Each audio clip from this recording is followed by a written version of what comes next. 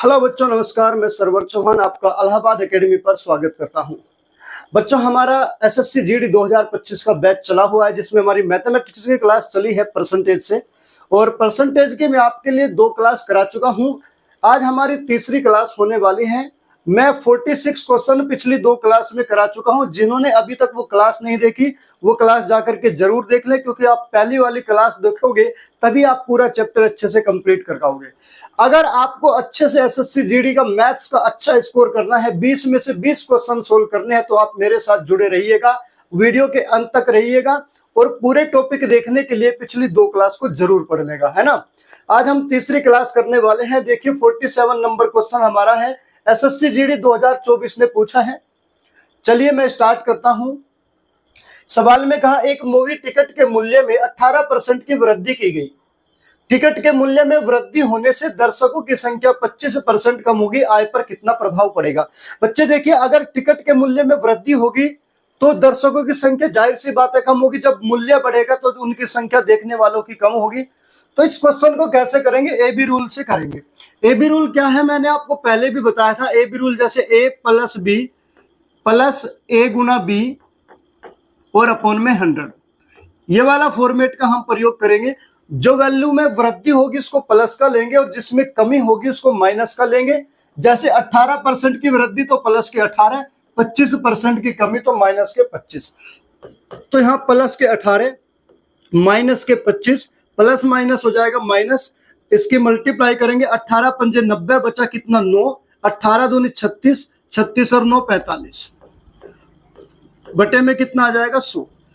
चलिए देखिएगा, 18 प्लस का है और 25 माइनस का है, तो कितना हो जाएगा? माइनस का 7 बचेगा। और यहाँ माइनस का कितना आएगा? एक जीरो से एक जीरो कैंसिल, नीचे एक जीरो बची तो ऊपर एक अंक पे दशमलव हो जाएगी, 4.5 बचेगा। तो 7 और 4 कितना होगा? 11.5 हो गया माइनस का। माइनस का है तो बच्चे क्या होगा? कमी होगी, 11.5% की कमी होगी। कौन सा ऑप्शन सही हो जाएगा? बी ऑप्शन, 11.5 है डिक्रीज। तो ऑप्शन 20 सवाल का बिल्कुल सही उत्तर हो जाएगा। ठीक है बच्चे, एसएससी जीडी 2024 का हाल ही में पूछा हुआ सवाल था। तो मैं आपसे यही कहना चाहूंगा, अगर आप प्रीवियस पेपर वाले क्वेश्चन करोगे, पैटर्न के आधार पर चलोगे, तो आप बहुत अच्छा स्कोर करवा सॉरी आप बहुत अच्छा स्कोर कर पाओगे। इसलिए मैं आपसे कहता हूं, पैटर्न के आधार पर चलो। एग्जामिनर क्या क्वेश्चन पूछ रहा है करंटली, उनको देखिएगा, उन पर प्रैक्टिस करिएगा, तब आप अच्छा स्कोर करोगे। 48 नंबर में कहा, यदि u को v से 5% अधिक अंक मिलते हैं तो v के अंक u के अंक से कितने प्रतिशत कम है। देखिए, 2 लोग हैं, u और v। u को v से 5% अधिक अंक मिलते हैं। अगर v को 100% मिलेंगे तो u को 105% मिलेंगे, क्योंकि 5% अधिक मिलेंगे u को। कह रहे v के अंक u के अंक से कितने प्रतिशत कम है। v के अंक u के अंक से कितने प्रतिशत कम है? कितने कम है? 5 कम है। लेकिन 5 कम कहां से है? 105 से। देखिए, जो 5 कम हुआ कहां से हुआ? 105 से हुआ। तो 105 को ही नीचे आधार बनाएंगे और गुना 100 करके प्रतिशत निकालेंगे। चलिए, 5 से चला जाएगा कितनी बार? 21 बार चला जाएगा।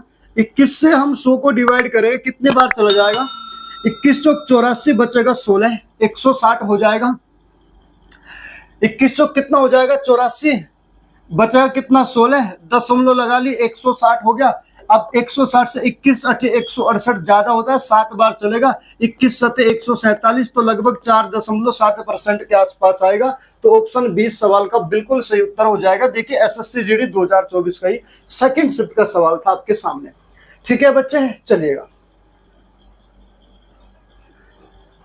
49 नंबर क्वेश्चन में कहा, यदि P Q से 15% कम है तो QP से कितने प्रतिशत अधिक है। बहुत अच्छा सवाल है। 2 लोग हैं, P और Q। P Q से 15% कम है। अगर Q अपने आप में 100% रहा होगा तो P 15% कम यानी 85% हो जाएगा। ठीक, अब सवाल ये कहा, जो Q है वो P से कितना प्रतिशत अधिक है। Q जो है P से कितना प्रतिशत अधिक है? अब जरा देखिएगा, कितना अधिक है? 15 अधिक है। Q 15 अधिक है किससे? अब जरा देखिए, हमें जो नीचे वाली संख्या लेनी है वो संख्या लेंगे जिससे तुलना की जाएगी। 15 अधिक है किससे? P से 15 अधिक है, तो P की वैल्यू यानी 85 को नीचे लेंगे और गुना 100 करके प्रतिशत निकालेंगे। 5 से चला जाएगा कितना बार, 17 बार। 5 से चला जाएगा 3 बार, कितना हो जाएगा 300/17। अब 300 को 17 से हम डिवाइड करेंगे, कितना हो जाएगा, हाँ 30, 17 एकम 17, 23 बचेगा, 130 हो जाएगा। 17 7 119 बचेगा 11, दशमलव लगा लेंगे, 110 हो जाएगा। 17 7 119 ज्यादा होगा, 17 6 का 102, 6 बार चला जाएगा, कितना बचेगा। उसके बाद 17.6 वाला ऑप्शन हमारा कौन सा है, पहला ये ऑप्शन हो जाएगा। तो 17.6 ऑप्शन आपका सही हो जाएगा, ऑप्शन ए। इतने परसेंट की क्या हो जाएगी, इतना परसेंट अधिक हो जाएगा। कहने का मतलब यह हुआ, जो वैल्यू तुलना की जाएगी 85 से 15 की वृद्धि कहेगी, 15 की वृद्धि 15 ऊपर, और कहां से की गई, 85 से। तो 85 को क्या लेंगे, आधार बनाएंगे और गुणा सो करके प्रतिशत निकालेंगे। तो ऑप्शन ए इस सवाल का बिल्कुल सही उत्तर हो जाएगा। 50 नंबर सवाल कह रहा है, यदि एल एम से 3 गुना अधिक है, बहुत बढ़िया सवाल है, 3 गुना अधिक है तो एम एल से कितने प्रतिशत कम है। दो लोग हैं, एक एल है और एक एम है। इसने कहा एल जो है एम से 3 गुना अधिक, एक तो होता है 3 गुना, एक है 3 गुना अधिक। मैं आपको कॉन्सेप्ट बताता हूं, जैसे कोई वैल्यू मैं लेता हूं ए और बी। अगर मैं कहता हूं ए बी का 4 गुना है, ए बी का 4 गुना है, तो बी 1 रहेगा, ए हो जाएगा 4 गुना 4, तो 4:1 हो जाएगा।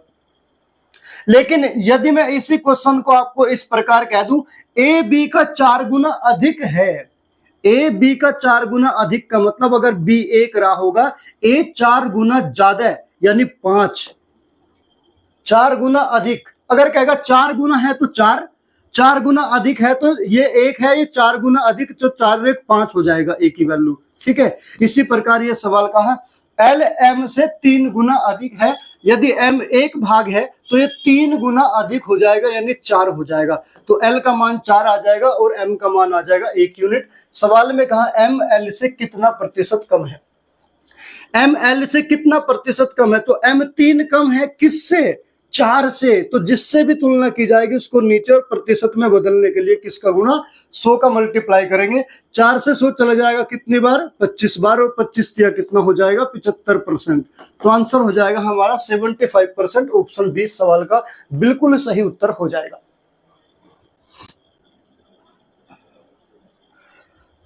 चलिएगा सवाल नंबर 51 का, मोनिल की मासिक आय में 18% की कमी हो जाती है, उसकी मासिक आय में लगभग कितने प्रतिशत की वृद्धि होनी चाहिए ताकि वह फिर से उसकी वास्तविक मासिक आय के बराबर हो जाए।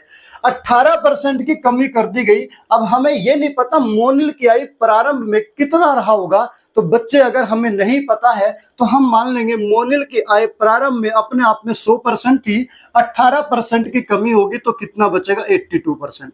ठीक है, समझ में आया। अपने आप में 100% मान लेंगे और जितना भी कमी होगी 100 से उतना ही लिखेंगे। 18% की कमी होगी, पहले प्रारंभ में 100 थी, 18 की कमी होगी, 82% रह गया।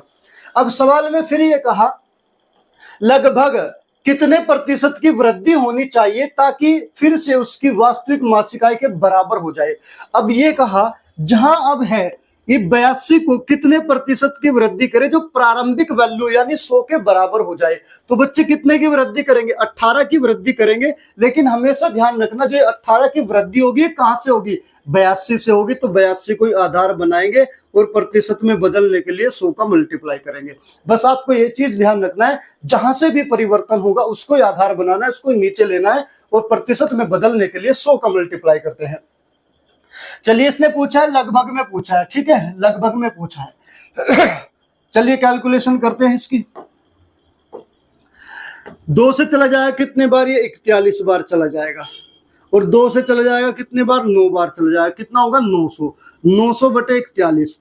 अब 41 से डिवाइड करेंगे, 90 हो गया, 41 दूनी 82, कितना बचेगा, 8, 80 हो गया। 41 से कम 41 है ना, 41 दूनी 82 भाई, कितना बचा, 8 बचा, 80 हो गया। 41 से कम 41 कितना बचेगा, 39 बचेगा। अब 39 बचेगा, इसने तो लगभग में पूछा है तो दशमलव लगा लेंगे। दशमलव लगा के कितना बचेगा, 39, एक 0 लगा ली, 390 होगा। तो 390 कितने बार जाएगा, 9 एकम 9, 9 चौक 36 यानी 8 बार जाएगा, 21.8% हो जाएगा। अब लगभग में पूछा है, लगभग में 21.8 का मतलब लगभग 22% के आसपास चला जाएगा। तो ऑप्शन बी इस सवाल का बिल्कुल सही उत्तर हो जाएगा बच्चे। ठीक है, चलिए 52 नंबर कह रहा है यदि A1 A2 से 19 गुना अधिक है तो A2 A1 से कितने प्रतिशत कम है। ये भी 2024 का सवाल है। कह रहा है A1 A2 से 19 गुना अधिक है। देखिए दो लोग हैं A1 और A2।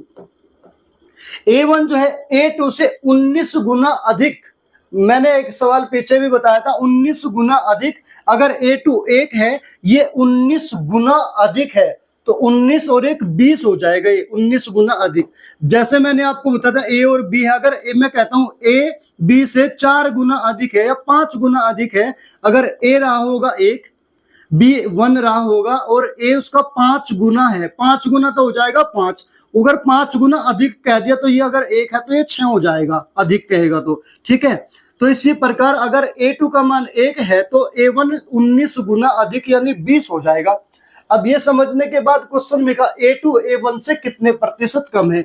A2 A1 से कितने प्रतिशत कम है, तो कितना कम है A2 19 कम है किससे, 20 से। जहां से भी परिवर्तन होगा उसको आधार बनाएंगे और गुना 100 करके इसका प्रतिशत निकालेंगे।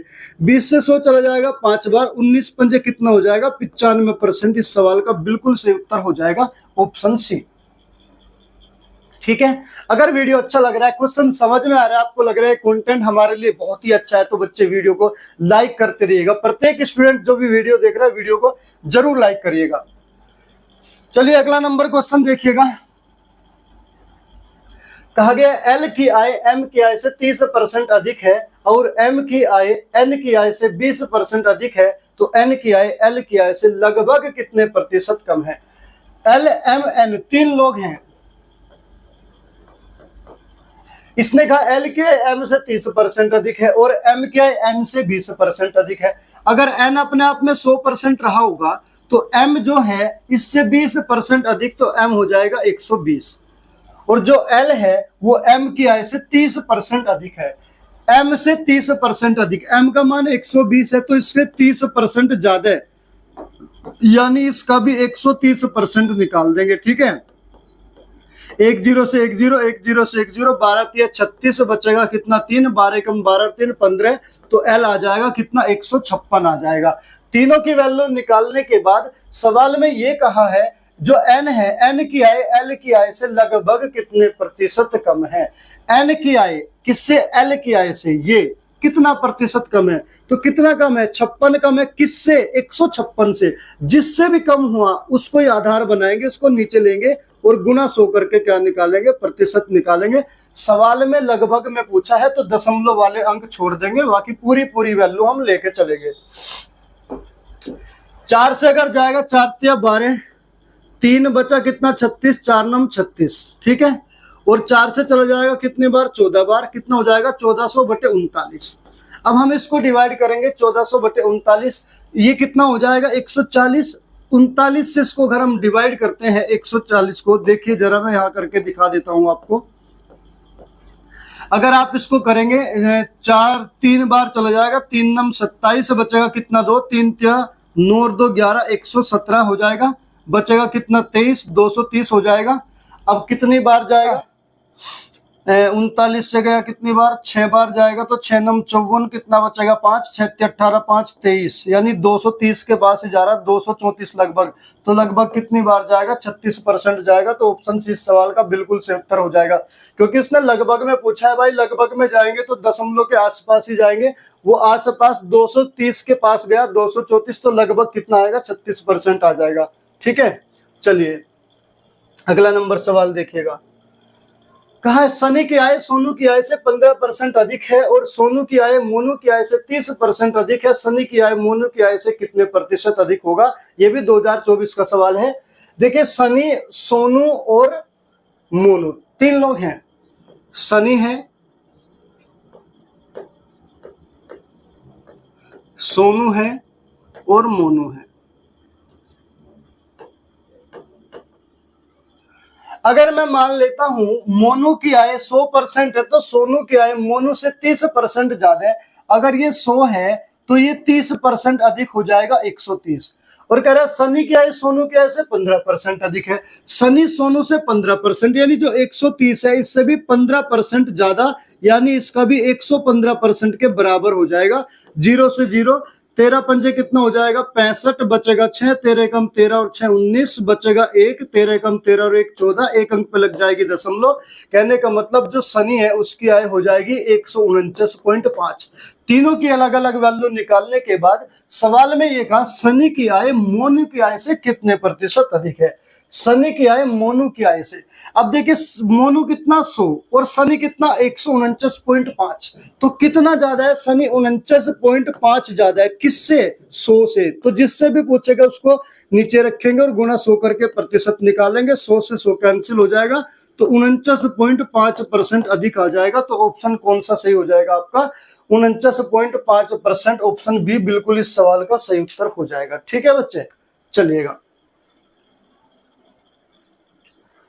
अगला नंबर सवाल है कि एक संख्या में 25% की वृद्धि की जाती है और उसमें फिर 25% की वृद्धि की जाती है, मूल संख्या वापस करने के लिए वृद्धि की गई संख्या में कितने प्रतिशत की कमी की जानी चाहिए। तो बच्चे सबसे पहले हमें पता होना चाहिए मूल संख्या क्या है।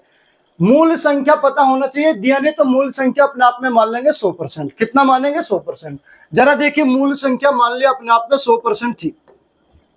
अब इसमें एक बार 25% की वृद्धि फिर 25% की वृद्धि, तो देखिए ए बी रूल लगा लेंगे। और 25 की वृद्धि 25 प्लस का फिर 25 और प्लस प्लस कितना हो जाएगा 25 25 625 और बटे में कितना हो जाएगा 100।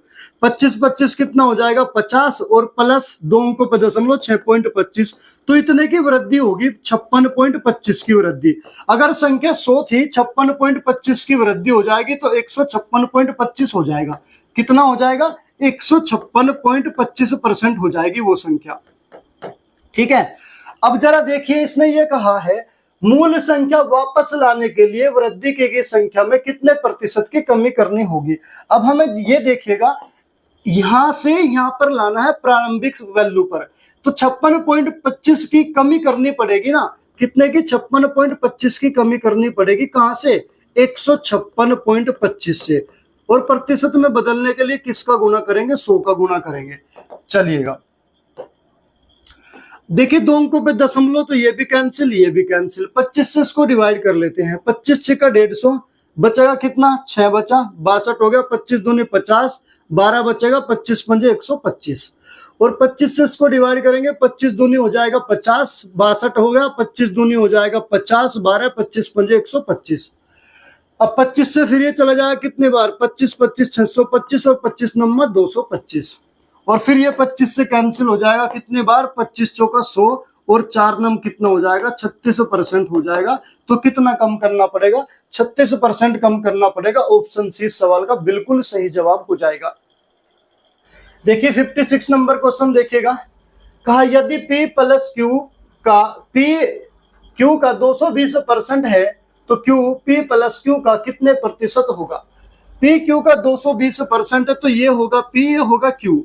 अगर Q रहा होगा 100 तो P कितना हो जाएगा इसका 220 हो जाएगा। ठीक है, और P प्लस Q का मान अगर हम निकालेंगे, P प्लस Q का मान कितना हो जाएगा 220 ये और 100 ये, कितना हो जाएगा 320 हो जाएगा। सवाल में क्या कहा, जो Q है वो P प्लस Q का कितना प्रतिशत होगा। Q यानी 100 जो है वो P प्लस Q का 320 का, जिसका भी पूछेगा उसको नीचे रखेंगे। 320 का कितना परसेंट है कौन 100, और परसेंट में बदलने के लिए 100 का मल्टीप्लाई करेंगे। ठीक है, चलिएगा 0 से 0 कैंसिल हो गया, 4 से चला जाएगा कितने बार 4 से चला जाएगा 8 बार और 4 से चला जाएगा 25 बार। 2 से चला जाएगा 4 बार, 2 से चला जाएगा 5 बार और 25 पंजे 125, 125 को हम डिवाइड करेंगे 4 से। 4 तिया 12, 4 एकम 4, 1 बचेगा 10 हो गया, दशमलव लगा के 4 दूनी 8, 4 पंजे 20, तो कितना हो जाएगा 31.25। ऑप्शन सी सवाल का बिल्कुल सही उत्तर हो जाएगा भाई। ठीक है, बहुत बढ़िया। चलिए आगे चलते हैं। कहा गया है प्याज की कीमत में 25% की वृद्धि से एक महिला 200 रुपए में 5 किलो कम प्याज खरीद पाती है, प्रति किलो प्याज की बढ़ी हुई कीमत क्या है। भाई बहुत ही बढ़िया सवाल आपके सामने है, बहुत ही इंपॉर्टेंट क्वेश्चन आपके सामने है, ध्यान से समझना। इसका कॉन्सेप्ट मैं आपको जो बताऊंगा वो आप अच्छे से याद रखना। कह रहा है प्याज की कीमत 25% बढ़ गई। देखिए 25% का मतलब होता है 1/4, वृद्धि का मतलब होगा प्लस। ये ओल्ड वैल्यू और ये न्यू वैल्यू पुरानी है ना। प्राइस, अगर हम प्राइस की बात करें, कीमत पहले कितना थी, 4 थी, और अब कितना है, 1 की वृद्धि होगी, 5 हो गई। ठीक है। कंजप्शन कितना होगा, अगर खर्चा बराबर होता है तो कंजप्शन प्राइस का उल्टा होता है। तो पहले 5 और अब कितना होगा, 4, 5:4 हो जाएगा। सवाल में कहा 5 किलो कम प्याज खरीद पाती है एक महिला 200 रुपए में। कितने में, 200 रुपए में 5 किलो प्याज कम खरीद पाती है। अब जरा आप एक बात बताओ, पहले कंजप्शन कितना था, 5 भाग। पी का मतलब होता है पार्ट यानी भाग, हम इस वैल्यू को भागों में बांट लेते हैं, पी का मतलब पार्ट। पहले कंजप्शन 5 भाग था, अब 4 भाग होगा। कितने की कमी आ गई, 1 भाग की कमी आई।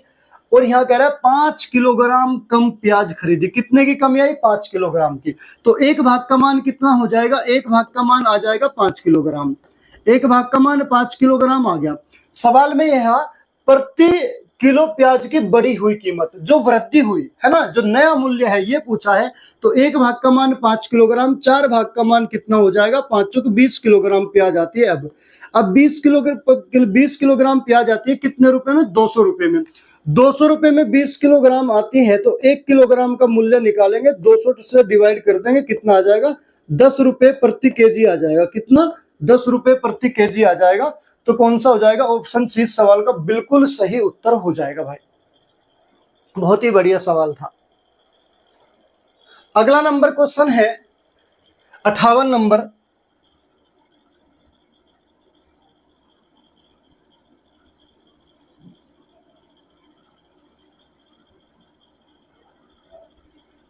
चलिए देखिए सवाल क्या है। कहा है यदि आलू की कीमत 10% बढ़ जाती है तो उपयोगकर्ता को आलू की खपत में कितने प्रतिशत की कटौती करनी होगी ताकि आलू पर खर्च अपरिवर्तित रहे। 10% बढ़ जाता है, 10% का मतलब होता है 1/10। वृद्धि हुई तो प्लस का 1। पहले 10 था, अब कितना होगा, 11 होगा। ये ओल्ड वैल्यू और ये न्यू वैल्यू। प्राइस पहले कितना था, 10 था, अब कितना होगा, 11 हो गया। ठीक है। कंजप्शन कितना हो जाएगा, 11:10 हो जाएगा। इसका उल्टा हो जाएगा क्योंकि खर्चा बराबर है। सवाल में, अच्छा सवाल में कहा 10% की वृद्धि होती है तो उपयोगकर्ता को आलू की कीमत में, आलू की खपत में कितने प्रतिशत की कटौती करनी होगी ताकि आलू पर खर्च अपरिवर्तित रहे। चलिए यहाँ की इसकी भी जरूरत नहीं पड़ेगी आपको। इसने ये पूछा कितना कम करना पड़ेगा। अब जरा देखिए, पहले 10 था, अब 11 हो गया। अब कितना कम करेंगे जो प्रारंभिक मूल्य पर पहुंच जाए। अब 11 को वापस 10 पर लाना है तो कितने की कमी करेंगे, 1 की कमी करेंगे। 1 की कमी कहां से होगी, 11 से होगी। तो 11 को ही नीचे लेंगे और गुणा 100 करके प्रतिशत निकालेंगे। कितना आ जाएगा, 11 नंबर 99 बचा कितना, 1/11। 9 से 1/11% की कमी करनी पड़ेगी। 9 से 1/11 का मतलब कितना हुआ, ऑप्शन डी इसका सही हो जाएगा। देखिए इसमें ऑप्शन बी और डी यहाँ पर मिला दिए हैं टाइपिंग ने। तो 9.1 इस सवाल का बिल्कुल सही उत्तर हो जाएगा, जो कि 9.1 कहाँ लिखना चाहिए था, ऑप्शन डी पे, यहाँ पे 9.1%। ठीक है। तो ऑप्शन आपका डी सही हो जाएगा, 9.1% इस सवाल का बिल्कुल सही उत्तर हो जाएगा। चलिए 59 नंबर क्वेश्चन देखिएगा। कह रहे यदि तेल की कीमत 25% बढ़ जाती है और अर्पित तेल पर वह 10% बढ़ा देता है तो वह खरीदे गए तेल की कीमत कितने प्रतिशत कम करेगा। देखिए कीमत कितनी है, 25% बढ़ जाती है। अगर प्रारंभिक मूल्य अपने आप में रहा होगा 100% रहा होगा, और कीमत कितनी बढ़ा दी, 25% बढ़ा दी, तो प्राइस कितना हो जाएगा, 125% हो जाएगा। कितना हो जाएगा, 125%। कह रहा फिर तेल पर व्यय खर्चा 10% बढ़ा दिया, एक्सपेंडिचर कितना हो जाएगा, 10% बढ़ा दिया, तो वो 110% हो जाएगा। कह रहा खपत में खरीदे गए तेल की मात्रा में कितने प्रतिशत कम करना होगा। देखिए कितने प्रतिशत कम करना होगा, 125 से 110 हो गया। 125 से कितना हो गया, 110। कितना कम करना पड़ेगा, 15 की कमी करनी पड़ेगी। कहां से, 125 से। और प्रतिशत में पूछा तो गुना 100 करके उसका प्रतिशत निकालेंगे। 25 से चला जाएगा 5 बार, 25 पंजे 125। 25 से कितने बार चला गया, 25 पंजे 125 और 25 चौका 100। और 5 से चला जाएगा कितने बार, 3 बार। और 3 चौक कितना हो जाएगा, 12%। कितना, 12%। ऑप्शन सी सवाल का बिल्कुल सही उत्तर हो जाएगा। चलिए अगला नंबर क्वेश्चन देखिएगा। इसने कहा एक कार के मूल्य में 5% की वृद्धि होने पर उसकी बिक्री 16% कम हो जाती है। कुल राजस्व पर पड़ने वाले प्रतिशत प्रभाव की गणना करनी है। देखिए, इसने कहा कार के मूल्य में 5% की वृद्धि होगी और उसकी जो बिक्री है 5% कम होगी। भाई, जब किसी वस्तु के मूल्य में वृद्धि होगी तो बिक्री जाहिर सी बात है कम होगी। तो इसमें ए बी रूल लगाएंगे। ए बी रूल मैंने आपको बताया था, ए प्लस बी प्लस ए गुना बी अपॉन में 100 ये होता है।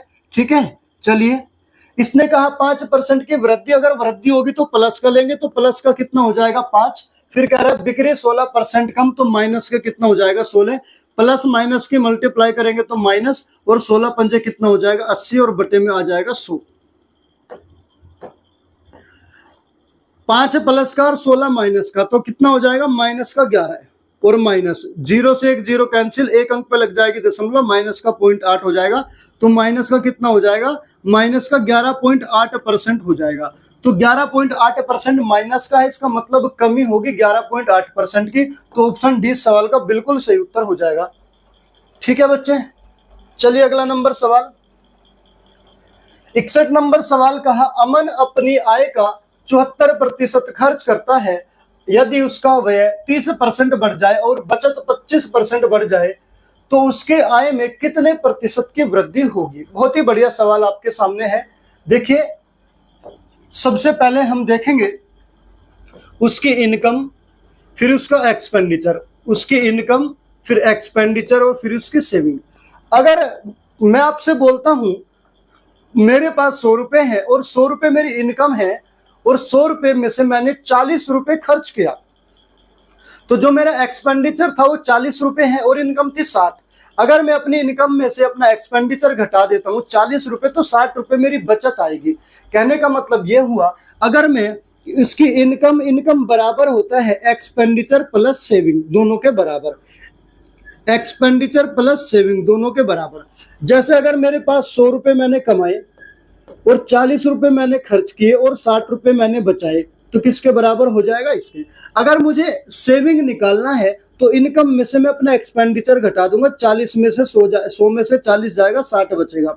अगर मुझे अपना एक्सपेंडिचर निकालना है, बचत को मैं घटा दूंगा अपनी इनकम में से, 100 में से 60 घटाएंगे 40। ठीक है, यही चीज इसने कहा है। हमने मान लिया अमन की आय अपने आप में रही होगी कितना, 100% रही होगी, प्रारंभ में 100 रही होगी, 74% खर्च कर देता है, एक्सपेंडिचर कितना 74। अगर मैं उसकी इनकम में से उसका एक्सपेंडिचर घटा देता हूं तो उसकी बचत आ जाएगी। समझ रहे हैं मेरी बात को, उसकी बचत आ जाएगी कितना 26। अब सवाल में फिर ये कहा उसका व्यय 30% बढ़ जाता है। ध्यान से सुनना, व्यय 30% बढ़ जाता है और बचत 25% बढ़ जाती है। वह 30% बढ़ जाएगा, यानी प्लस 30% की इसमें वृद्धि हो जाएगी, और जो उसकी बचत है उसमें 25% की वृद्धि हो जाएगी, इसमें हो जाएगी 25% की वृद्धि। चलिएगा, अब हम देखते हैं 74 का 30% अगर हम बढ़ाएंगे, जैसे 74 है, 30% का मतलब 3/10, 3 चौक 12 बचा 1, 3 सते 21 और 1 22, एक अंक पे दशमलव, यानी कितने की वृद्धि होगी, 22.2 की वृद्धि होगी। ठीक है, इसमें 26 है, 26 का 25% का मतलब 1/4, तो ये कितना हो जाएगा, ये हो जाएगा 4 छिक कितना हो जाएगा 24, बचा 2, 4 पंजे 20, 6.5% की वृद्धि हो जाएगी। हाँ, तो प्लस का 6.5 आ गया ये। अब सवाल में ये कहा उसकी जो आय है, आय में कितने प्रतिशत की वृद्धि होगी। तो बच्चे, अगर मैं उसकी बचत और उसका खर्च दोनों जोड़ दूं, बचत और खर्च दोनों जोड़ दूं, तो उसकी आय आ जाएगी, बिल्कुल आ जाएगी। तो बचत कितनी है 6.5, और एक्सपेंडिचर कितना 22.2, तो 22 और 6 28, और 5 और 2 7, तो 28.7 की वृद्धि हो जाएगी बचत इसमें। इनकम में कितने की वृद्धि हो जाएगी, 28.7 की वृद्धि हो जाएगी। प्रतिशत में पूछा है कहां से हुई है वृद्धि, 100 से हुई, तो 100 के आधार पर ही कितना निकालेंगे 28.7 और गुना 100 करके प्रतिशत निकालेंगे, 100 से 100 कैंसिल, तो आपका यही आ जाएगा 28.7% की वृद्धि होगी उसकी आय में। यानी ऑप्शन सी सवाल का बिल्कुल सही उत्तर हो जाएगा। एक बार और मैं रिपीट कर देता हूं, इनकम मान लिया अपने आप में 100, एक्सपेंडिचर कितना 74%, तो एक्सपेंडिचर घटाएंगे इनकम में से तो 26% उसकी आ जाएगी बचत। उसने कहा उसके खर्च में 30% की वृद्धि होगी, 74 का 30% होगा 22.2, और 26 का 25% हो जाएगा 6.5, वृद्धि हुई तो प्लस का। तो अगर मैं उसकी बचत को और खर्च को जोड़ दूं तो क्या हो जाती है इनकम। तो इनकम में कुल वृद्धि कितनी हो जाएगी 28.7 की। कहां से 100 से, जहां से भी वृद्धि होगी उसको नीचे लेंगे और गुना 100 करके प्रतिशत निकालेंगे तो 28.7% इस सवाल का बिल्कुल सही उत्तर हो जाएगा।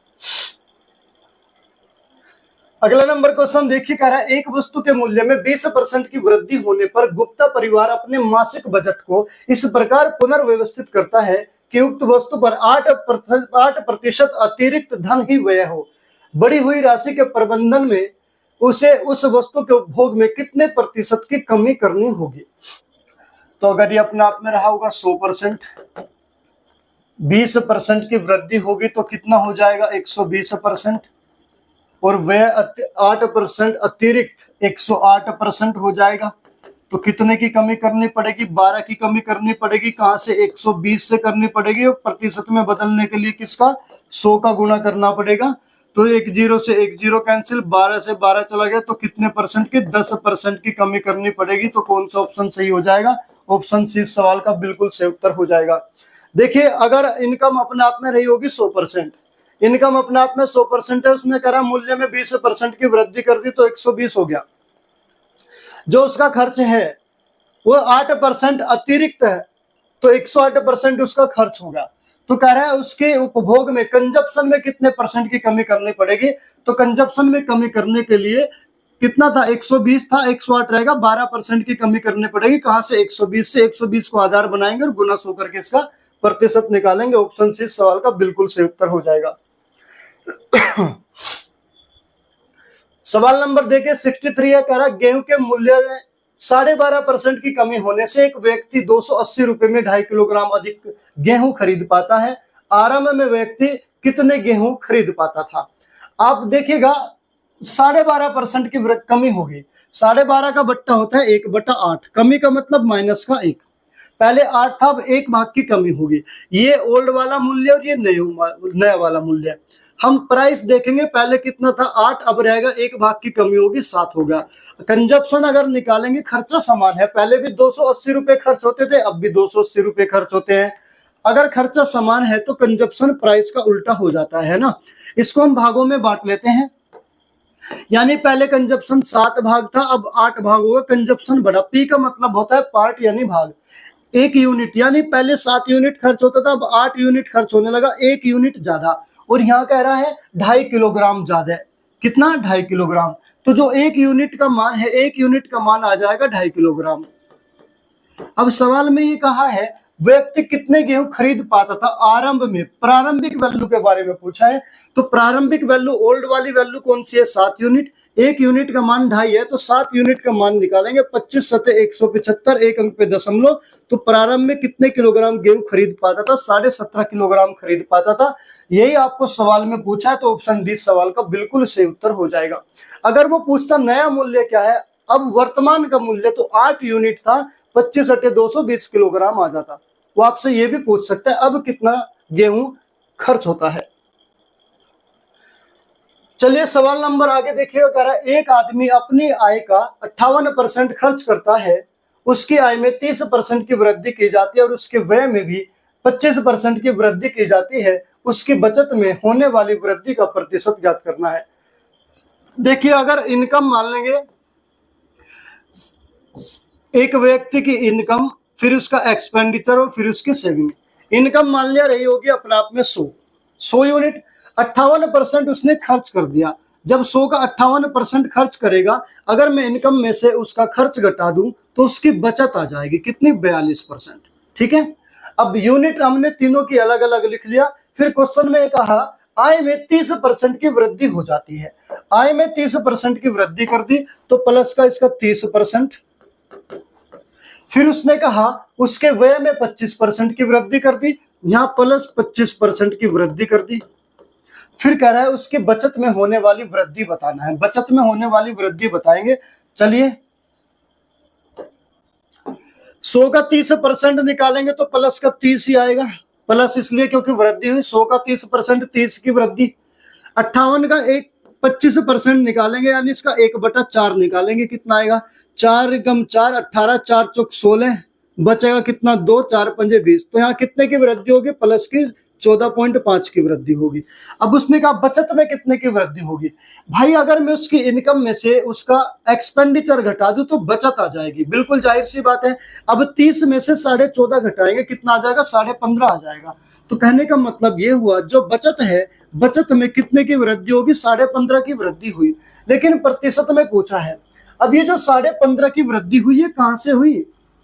42 से वृद्धि हुई कितने की? 15.5 की। तो 42 के आधार पर ही 15.5 का प्रतिशत निकालेंगे गुना 100 करके। ठीक है, देखिए एक जीरो से एक दशमलव कैंसिल हो जाएगी। यहाँ पर एक अंक पे दशमलव, तो एक जीरो से मल्टीप्लाई करेंगे, कैंसिल हो जाएगी। अब इसको डिवाइड करेंगे, कितने कितने से चला जाएगा? 2 से चला जाएगा 21 बार, और ये 2 से चला जाएगा 5 बार।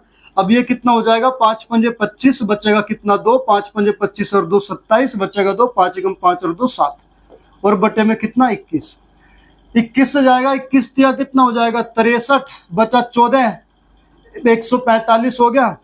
21 छक्का 126, बचेगा कितना? 19 बचेगा, दशमलव लगा ली, कितना हो जाएगा? 190 हो जाएगा। तो 36 पॉइंट कुछ आएगा। ऑप्शन में एक ही जगह 36 दिया है, तो ऑप्शन डी सवाल का बिल्कुल सही जवाब हो जाएगा 36.9%। ठीक है, ऑप्शन से देख लिख लो भाई। 36 आ रहा है, 36 किसी भी ऑप्शन में नहीं, लास्ट वाले में दिया गया, तो यही इसका आंसर हो जाएगा। आगे कैलकुलेशन करने की जरूरत भी नहीं पड़ेगी, समय बचेगा आपका। ठीक है, चलिए अगला नंबर सवाल देखिए। एक व्यक्ति की आय 95,000 रुपए है और उसका व्यय 75,000 रुपए है। यदि उसकी आय 18% और व्यय 12% बढ़ जाए तो उसकी बचत कितने प्रतिशत की वृद्धि होगी? सेम सवाल इसी पैटर्न पर है। देखिए पहले उसकी इनकम, फिर उसका एक्सपेंडिचर और फिर उसकी सेविंग। इनकम कितना है? 95,000। देखिए इनकम दिया है उसका 95,000। फिर कह रहा है उसका जो व्यय है वो है 75,000, व्यय दिया है 75,000।